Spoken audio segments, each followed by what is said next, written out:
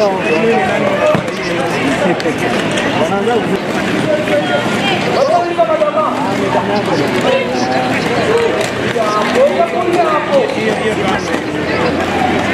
you are seeing teams here behind me that are from different regions in Kenya. They have come to play this game. So we are really excited because you can see we have Kisii, we have Embu represented, we have Nairobi represented, Kiambu.